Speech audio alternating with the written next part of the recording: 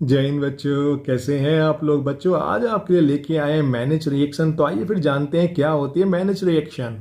German chemist Carl Mannich invented this reaction in 1912। बच्चों 1912 में German वैज्ञानिक कार्ल मैनिच ने इस रिएक्शन की खोज की थी और उन्हीं के सम्मान में इस रिएक्शन को मैनिच रिएक्शन भी कहा जाता है। Mannich reaction is an example of nucleophilic addition of an amine to carbonyl compounds followed by dehydration to give safe base। बच्चों ध्यान रखिएगा, मैनिच रिएक्शन जो होती है वो न्यूक्लियोफिलिक एडिशन रिएक्शन का एग्जाम्पल है, जिसमें एक एमीन की रिएक्शन दो अलग अलग कार्बोनिल कंपाउंड से की जाती है और एमीन इन दोनों कार्बोनिल कंपाउंड के साथ रिएक्ट करता है। तीनों कंपाउंड आपस में कंडेंस हो जाते हैं और वाटर मॉलिक्यूल बाहर निकाल कर देते हैं सिफ्स बेस। क्लियर है आपको, जिसको मैनिच बेस भी कहा जाता है। It is an amino alkylation reaction. It involves condensation of an enolizable carbon compound with non-enolizable aldehydes and primary, secondary or ammonia to yield beta amino carbonyl compound that is Mannich base।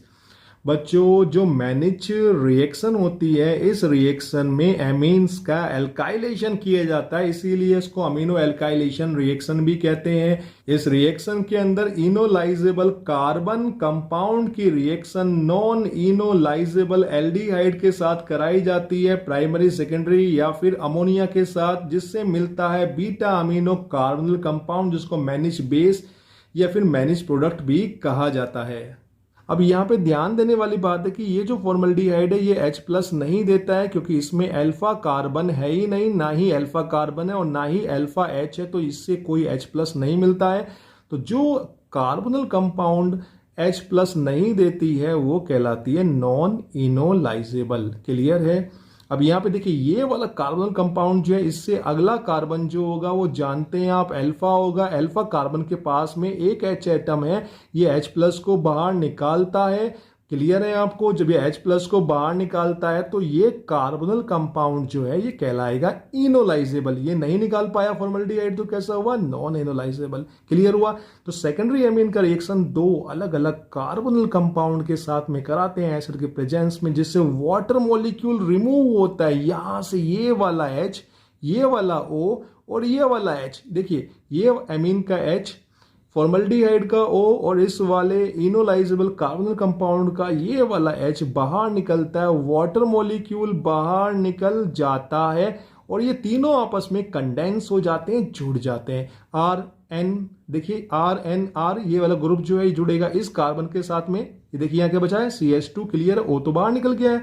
यहाँ पे क्या बचा है, CRR, ये रहा CRR, और ये पूरा ग्रुप जो है ये आपस में जुड़ जाते हैं और ये प्रोडक्ट कहलाता है आपका बीटा अमीनो कार्बोनिल कंपाउंड या फिर मैनिच बेस, सिफ्स बेस। क्लियर है आपको। तो ये रिएक्शन कहलाती है जी आपकी मैनिच रिएक्शन। अगला है जी आपका इंपॉर्टेंस ऑफ मैनिच रिएक्शन। मैनिच रिएक्शन क्यों पढ़नी चाहिए, क्यों उपयोगी होती है, आइए जानते हैं। This reaction has great importance in pharmaceutical industry, agrochemicals, polymer chemistry etcetera. बच्चों बहुत ही कमाल की रिएक्शन है। बहुत सारी दवाइयाँ, फार्मा इंडस्ट्री की जान है ये। बहुत सारी दवाइयाँ जो है हम लोग खाते हैं, बनती हैं इस मैनिच रिएक्शन के द्वारा। बहुत सारे एग्रोकेमिकल जो प्लांट्स में यूज होने वाली दवाइयाँ हैं वो बनाई जाती है मैनिच रिएक्शन से, और बहुत सारे पॉलीमर्स का भी यहाँ पे निर्माण होता है मैनिच रिएक्शन से। इसके अलावा बहुत सारे पेप्टाइड्स वगैरह भी बनाए जाते हैं। तो बच्चों बस इतना समझ लीजिए, इंडस्ट्रियल पॉइंट ऑफ व्यू से मैनिच रिएक्शन बड़े काम की रिएक्शन है, because it gives number of products, बहुत सारे प्रोडक्ट्स बनाने के काम आती है। अब मैनिच रिएक्शन में एक नोट है जी, बड़े काम का पॉइंट है, ये आपको हमेशा ध्यान रखना है, क्योंकि कुछ क्वेश्चंस आते हैं वहां पे ये आपकी हेल्प करेगा। आपको ध्यान रखना है कि टर्शियरी एमीन और एरोमेटिक एमीन मैनिच रिएक्शन नहीं देगा। क्यों? क्योंकि उनके पास में एक्टिव H एटम नहीं होता है, ये आपको ध्यान रखना है। आइए अब जानते हैं रिएक्शन मैकेनिज्म कैसे होती है, मैनिच रिएक्शन कितने स्टेप में होती है, उनका जानना भी जरूरी है। Mannich reaction mechanism can be explained into 3 step. बच्चों मैनिच रिएक्शन के मैकेनिज्म को 3 स्टेप में आप लोग एक्सप्लेन कर सकते हैं, दिखा सकते हैं। पहला स्टेप होगा जी generation of iminium ion by the reaction of aldehyde with amine. तो बच्चों पहले स्टेप में फॉर्मल्डिहाइड जो कि कैसा है, नॉन इनोलाइजेबल है। नॉन इनोलाइजेबल जो आपका एल्डिहाइड होगा वो एसिडिक कंडीशन में देखिए रिएक्ट करता है। यहाँ पर आप जानते हैं कि जो आपका ऑक्सीजन है, देख पा रहे हैं आप, इसके पास लोन पेयर होते हैं और ये यहाँ पे H+ को इलेक्ट्रॉन देता है, बीइंग न्यूक्लियोफिलिक इन नेचर। ये न्यूक्लियोफिलिक नेचर शो करता है, इसके साथ में बॉन्डिंग करेगा। देखिए कुछ इस तरीके से, चूंकि ऑक्सीजन ने अपना लोन पेयर दिया है H+ को, क्योंकि ये इलेक्ट्रोफाइल की तरह बिहेव कर रहा है, तो यहाँ पर ऑक्सीजन के ऊपर प्लस चार्ज आएगा क्योंकि इसने इलेक्ट्रॉन दिए हैं। अब अगले स्टेप में यहाँ पे जो आपका एमीन है उसके पास एक्टिव हाइड्रोजन है और लोन पेयर भी आप देख पा रहे हैं।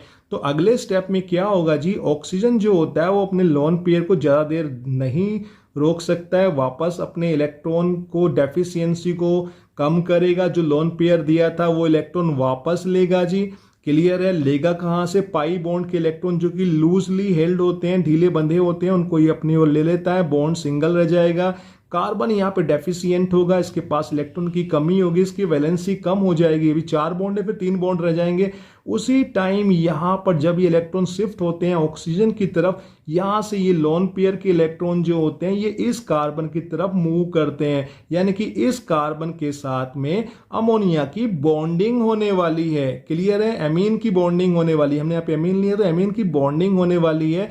और यहाँ पे कुछ ऐसे दिखाई देगा, देखिए कार्बन के ऊपर 2 H लगे हैं, हाँ जी लगे हैं, और ये बॉन्ड क्या है, सिंगल हो जाएगा और ये ग्रुप हो जाएगा OH। इसका प्लस चार्ज जो है वो डिमिनिश हो जाएगा, खत्म हो जाएगा।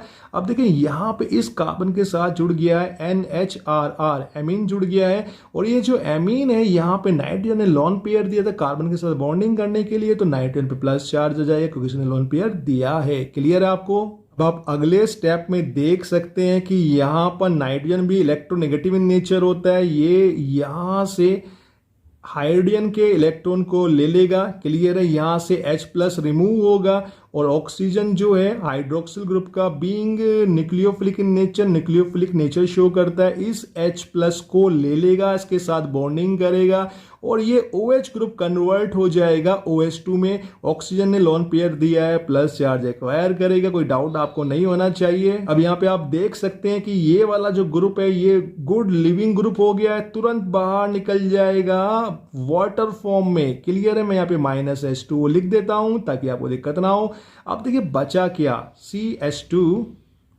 क्लियर है आपको? और नाइट्रोजन अपने लोन पेयर तुरंत अंदर उतारेगा जैसे ही यहां से वाटर रिमूव होगा। क्लियर हो पा रहा है आपको? तो बॉन्ड डबल हो गया है जी, N पर आ गया plus charge, and this time this intermediate will be known as iminium ion, और ये आपका बन गया इमीनियम आयन। तो स्टेप 1 में मैनेज रिएक्शन की, जो फॉर्मल्डिहाइड है नॉन इनोलाइजेबल, वो H+ के साथ रिएक्ट करता है, एक्टिव फॉर्म में आता है और फिर अमोनिया के साथ कंडेंस होने के बाद, रिएक्ट करने के बाद देता है इमीनियम आयन इंटरमीडिएट। तो स्टेप 1 में बनता है इमीनियम आयन। बात करेंगे स्टेप 2 की। स्टेप 2 के अंदर बच्चों इनोल इंटरमीडिएट बनता है और ये बनेगा आपका इनोलाइजेबल कार्बोनिल कंपाउंड से। क्लियर हुआ?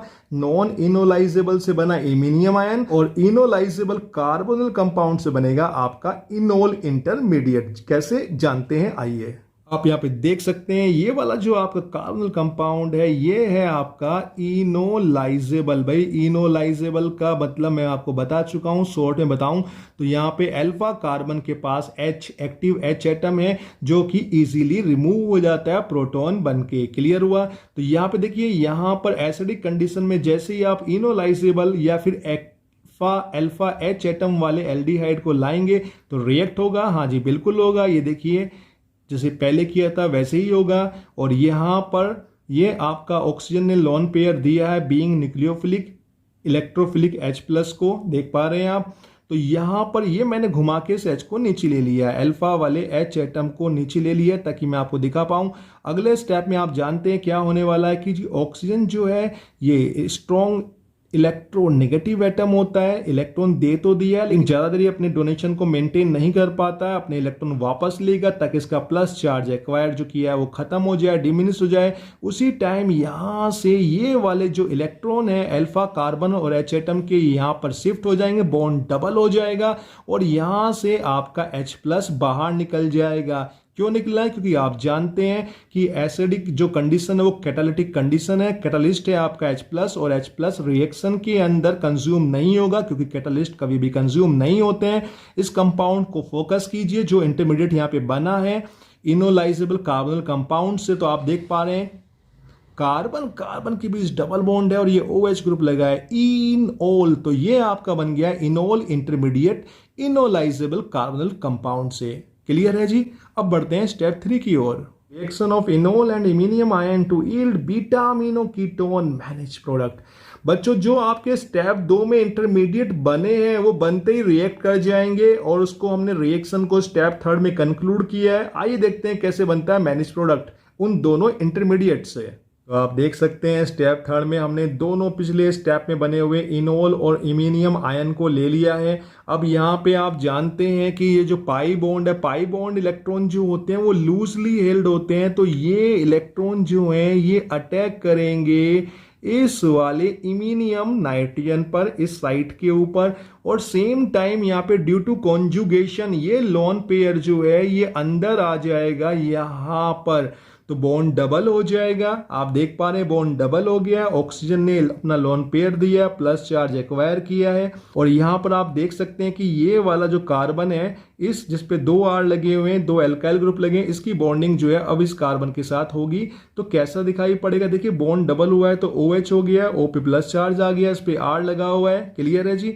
इसके आगे CRR है, ये रहा यहाँ पे, और आगे क्या है CH2, ये रहा CH2 NRR। तो बच्चों यहाँ पे कंडेंस हो गया है। यहाँ पे देखिए एसिडिक कंडीशन में होगा क्या कि आप जानते हैं कि जो ऑक्सीजन एटम है वो ज्यादा देर तक अपने इलेक्ट्रॉन नहीं दे सकता है, वापस लेता है बीइंग इलेक्ट्रोनेगेटिव, ये आप जानते हैं। तो यहाँ से H+ निकला है क्योंकि ये कैटालिस्ट है। आप जानते हैं रिएक्शन जो है मैनेज रिएक्शन वो एसिड कैटालिस्ट की प्रेजेंस में होती है, और जो कैटालिस्ट होते हैं वो कभी भी रिएक्शन में कंज्यूम नहीं होते हैं। क्लियर है? तो जैसे ही आपने H+ दिया था वो आपको बाहर निकलता हुआ दिखाई देगा, ये H+ बाहर निकल गया। अब जो बचा है उसको फोकस कीजिए, RCO, CRR, CHH, क्लियर है, NRR। तो कार्बोनिल कंपाउंड से अगले वाला कार्बन अल्फा है, बीटा कार्बन पे लगा हुआ अमीनो ग्रुप, नाम क्या होगा जी? बीटा अमीनो कीटोन, और यही कहलाता है आपका मैनेज प्रोडक्ट। क्लियर है? तो this was all about the manage reaction. Hopefully बच्चों आपको आज क्लियर हो गया होगा मैनेज रिएक्शन क्या होती है, इसकी क्या इंपॉर्टेंस है और ये कैसे फर्दर प्रोसीड करती है। Thanks for watching.